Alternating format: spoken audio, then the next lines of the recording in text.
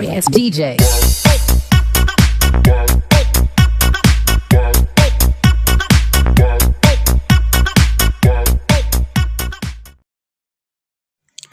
Bismillahirrahmanirrahim. Assalamualaikum warahmatullahi wabarakatuh. Kembali lagi dengan saya Justisia Maivela dengan NIM 1814080074 dari Tadris IPA Fisika B dengan dosen pengampu Ibu Dr. Milyasari SPD MSI Fakultas Tarbiyah dan Keguruan UIN Imam Bonjol Padang.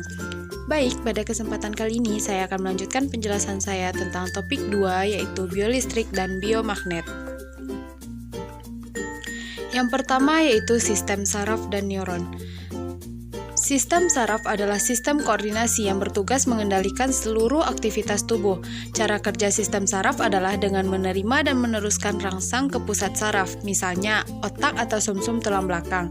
Bagian-bagian sistem saraf yang pertama yaitu ada neuron. Neuron terdiri dari badan sel saraf, merupakan pengendali seluruh aktivitas neuron. Fungsi dari badan sel ini adalah menerima rangsang dari dendrit ke akson. Yang kedua yaitu dendrit, merupakan bagian neuron yang ukurannya pendek dan bercabang-cabang. Dendrit berfungsi untuk menerima impuls dan meneruskannya ke badan sel saraf. Yang ketiga ada akson, adalah bagian neuron yang ukurannya panjang dan memiliki cabang tunggal. Bagian ujung terdapat satu kantong yang berisi neuron transmitter. Nah, neuron transmitter inilah yang nantinya akan menyampaikan impuls saraf ke bagian sinapsis. Yang keempat yaitu selubung mielin. Selubung mielin ini yaitu pelindung akson yang berisi lemak berwarna putih kekuningan dan bersegmen. Selubung mielin disusun oleh suatu sel yang disebut sel Schwann. Yang kedua yaitu ada namanya neuroglia. Neuroglia ini terdiri dari atrosit, oligodendrosit, dan mikroglia.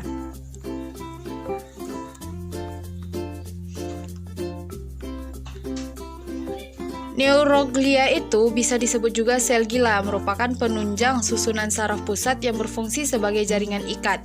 Neuroglia ini terdiri dari beberapa jenis sel, yaitu atrosit yang berfungsi seperti bintang dan berfungsi sebagai penyatu neuron, oligodendrosit yang berfungsi sebagai atrosit namun dengan badan sel lebih kecil dan berfungsi membentuk selubung mielin, mikroglia yang bersifat fagosit, dan sel ependima berupa sel epitelium yang melapisi cerebral dan medula spinalis. Yang ketiga yaitu sinapsis. Sinapsis adalah penghubung antar neuron, artinya sinapsis menjadi titik temu antara ujung akson satu neuron dan dendrit dari neuron lain. Pada celah sinapsis inilah terkandung suatu substansi kimia yang disebut neurotransmitter. Neurotransmitter terdiri dari beberapa macam, yaitu sebagai berikut. Yang pertama, asetilkolin. Asetilkolin yang disekresikan oleh neuron di bagian otak. Yang kedua, epinefrin. Epinefrin disekresikan oleh kelenjar adrenal saat tubuh sedang bahaya. Yang ketiga, norepinefrin. Norepinefrin disekresikan oleh sebagian besar neuron yang badan selnya berada di batang otak dan hipotalamus. Yang keempat, dopamin disekresikan oleh hipotalamus. Dopamin ini berperan besar dalam membentuk emotional cue parent. Yang kelima yaitu serotonin, diproduksi di saluran pencernaan, kelenjar pineal, dan sistem saraf pusat. Yang keenam, asam gamma aminobutirat disekresikan oleh neuron di otak. Jika kadar asam ini berkurang, kamu akan merasa tidak nyaman, galau, takut, dan gelisah. Yang terakhir yaitu sinapsis. Berdasarkan saluran sitoplasmanya, neuron dibagi menjadi 3, yaitu neuron unipolar, seperti pada contoh, terdiri dari dendrit, akson, dan badan sel. Neuron bipolar, bisa dilihat pada gambar, dan neuron multipolar.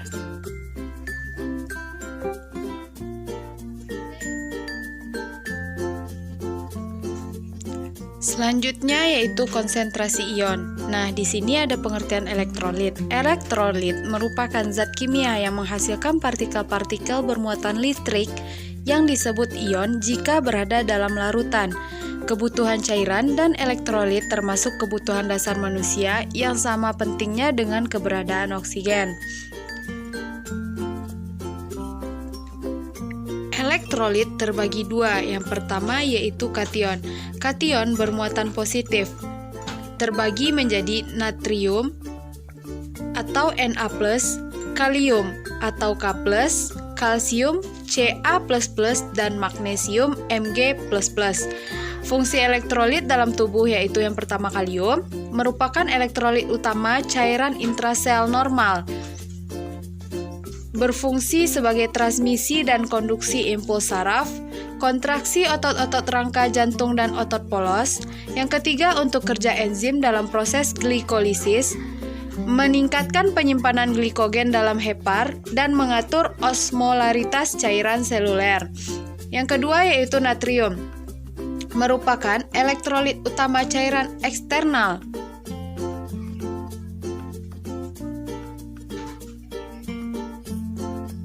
Yang berfungsi sebagai penyeimbang cairan di ruang ekstraseluler. Yang kedua, komunikasi antar nervus dan muskulus.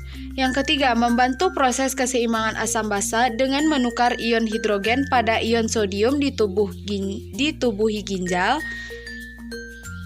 Dan yang ketiga yaitu kalsium atau Ca++ adalah elektrolit terbanyak dalam tubuh, mempunyai porsi yang sama antara cairan intraseluler dengan cairan ekstraseluler.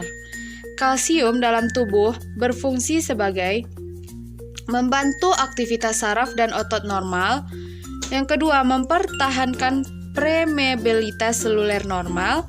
Yang ketiga, membantu pembekuan darah. Yang keempat, membantu proses pembekuan tulang dan gigi. Yang selanjutnya yaitu magnesium. Magnesium terbanyak dijumpai di intrasel dan terdapat pada sel jantung, tulang, saraf, dan jaringan otot.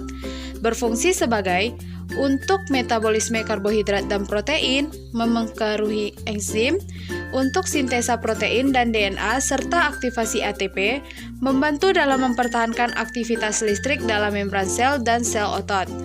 Selanjutnya yaitu klorida atau Cl-, merupakan ion negatif yang tersebar di dalam ekstrasel dan intrasel. Nilai normal klorida adalah 100-106 mEq/L. Klorida memiliki fungsi mempertahankan tekanan osmotik darah, memegang peranan dalam keseimbangan asam basa, dan sebagai bahan pembentuk asam lambung atau HCl. Selanjutnya bikarbonat, merupakan buffer basa utama di dalam tubuh normal. Bikarbonat adalah 22-26 mEq/L pada arteri. Bikarbonat berperan penting dalam mengatur keseimbangan asam basa. Selanjutnya yaitu fosfat. PO4 merupakan anion terbanyak di intrasel. Yang kedua adalah anion. Anion memiliki manfaat sebagai meningkatkan produktivitas. Ada hubungan antara konsentrasi ion di udara dan produktivitas manusia pada berbagai kegiatan. Yang kedua, meningkatkan vitalitas ion tubuh negatif di udara. Anion terbagi 4. Yang pertama klorida, bikarbonat, fosfat, dan sulfat. Selanjutnya yaitu non-elektrolit. Non-elektrolit adalah zat yang tidak terurai dalam larutan yang tidak bermuatan listrik. Contohnya yaitu protein, urea, glukosa, oksigen, karbon dioksida, dan asam-asam organik. Manfaat ion bagi tubuh manusia yaitu meningkatkan produktivitas, meningkatkan vitalitas tubuh, dan ion negatif di udara, meningkatkan kerja limfa dalam menghasilkan kekebalan tubuh, dapat membersihkan udara dan juga baik untuk kesehatan, berguna untuk menetralkan superoksida. Yang ketiga materinya yaitu kelistrikan otot jantung. Kelistrikan merupakan suatu yang biasa digunakan dalam kehidupan sehari-hari dan biasanya kita tidak terlalu banyak memikirkan hal tersebut, walaupun pemakaian praktis dari kelistrikan telah dikembangkan khususnya pada abad ke-20. Penelitian di bidang kelistrikan mempunyai sejarah yang panjang. Yang kedua yaitu macam-macam kelistrikan otot jantung. Yang pertama yaitu sel membran otot jantung. Sel membran otot jantung sangat berbeda dengan syaraf dan otot. Jika pada syaraf dan otot yang sedang dalam keadaan potensial istirahat dilakukan rangsangan, maka ion-ion natrium akan masuk ke dalam sel dan setelah tercapai nilai ambang akan timbul depolarisasi. Sedangkan pada sel otot jantung, ion natrium mudah bocor. Yang kedua yaitu sistem konduksi jantung di dalam otot.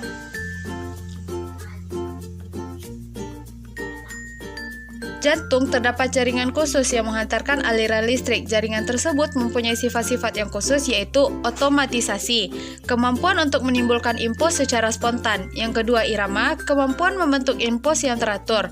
Yang ketiga daya konduksi, kemampuan untuk menyalurkan impuls. Dan yang keempat daya rangsang, kemampuan untuk bereaksi terhadap rangsangan.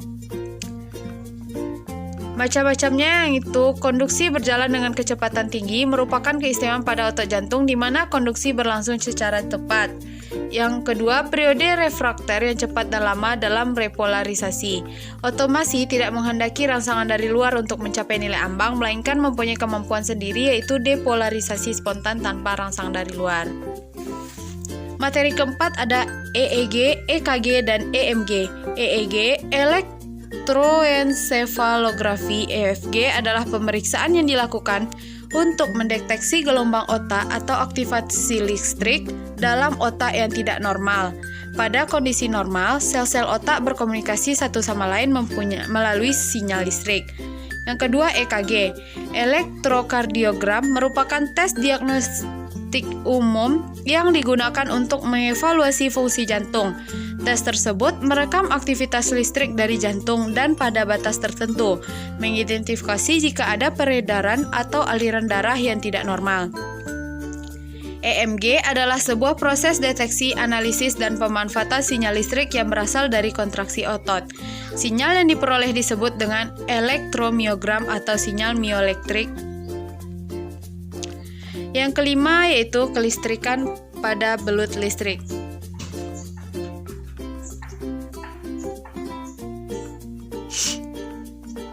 Yang pertama, kita akan jelaskan dulu tentang kelistrikan pada belut listrik. Secara ilmiah, belut listrik dikenal dengan nama Electrophorus electricus. Hewan ini adalah sejenis ikan air tawar yang dapat menghasilkan aliran listrik kuat untuk berburu dan membela diri. Walaupun disebut sidat atau belut, ia termasuk anggota ordo Gymnotiformes yang tidak mencakup keduanya. Menurut catatan dari beberapa sumber, belut listrik atau sidat listrik mampu mengeluarkan listrik hingga 650 volts. Keren bukan? Fungsi utama listrik digunakan untuk berburu dan bertahan membela diri. Sengatan listrik yang tergolong besar ini jelas sangat mematikan mangsa atau lawannya.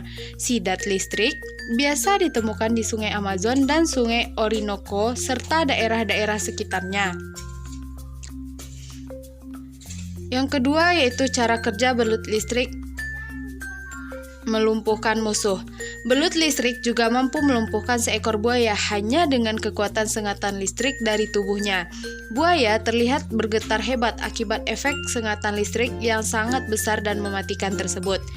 Dari pengamatan ini ditemukan bahwa 2/3 lebih dari tubuhnya memiliki sel yang disebut elektrositis. Bagian tersebut mampu menyimpan listrik layaknya baterai biologis mini. Saat menghadapi ancaman atau melumpuhkan mangsa, sel-sel segera melepas muatan dalam waktu bersamaan. Nah, bagaimana belut listrik menghasilkan listrik? Secara umum, beberapa ratus spesies ikan memiliki organ penghasil listrik, namun hanya sedikit yang dapat menghasilkan daya listrik yang kuat. Organ penghasil listrik yang dimiliki oleh kebanyakan ikan tersusun dari sel saraf dan sel otot yang telah mengalami perubahan penting. Bentuk organ listrik seperti piringan kecil yang memproduksi lendir disebut elektrosit, tersusun dan menyatu di bagian atas dari susunan lain yang sejajar. Pada umumnya, semua piringan menghadap arah yang sama yang memuat 150 atau 200 piringan setiap susunannya. Nah, di sini ada contoh gambarnya bagaimana belut listrik menghasilkan listrik. Yang keenam yaitu magnet dan kemagnetan dalam tubuh. Kata magnet berasal dari bahasa Yunani magnetis litos yang berarti batu magnesian. Magnesian adalah nama sebuah wilayah di Yunani pada masa lalu yang kini bernama Manisa. Sekarang berada di wilayah Turki. Di wilayah tersebut banyak kandungan magnet yang ditemukan sejak zaman prasejarah. Magnet terbuat dari sebuah logam seperti besi dan baja. Magnet memiliki berbagai macam bentuk dan dinamakan sesuai bentuknya, seperti magnet U dan magnet batang. Penentuan kutub magnet batang dapat dilakukan dengan percobaan sederhana. Letakkan magnet di atas gabus, lalu apungkan di permukaan air. Maka ujung magnet yang menunjuk ke arah utara adalah kutub utara magnet, sedangkan ujung magnet yang menunjuk ke arah selatan merupakan kutub selatan magnet. Di sini saya akan menjelaskan klasifikasi sifat interaksi bahan terhadap magnet. Yang pertama, ferromagnetik. Ferromagnetik, benda-benda yang dapat ditarik kuat oleh magnet termasuk pada kelompok ferromagnetik, misalnya besi, baja, kobalt, dan nikel. Yang kedua, paramagnetik, benda-benda yang ditarik lemah oleh magnet termasuk pada kelompok benda paramagnetik, misalnya magnesium, molybdenum, dan litium. Yang ketiga, diamagnetik, benda-benda yang tidak dapat ditarik magnet masuk dalam kelompok diamagnetik seperti perak, emas, tembaga, dan bismu. Nah, hanya sekian yang dapat saya sampaikan. Assalamualaikum warahmatullahi wabarakatuh. Semoga bermanfaat.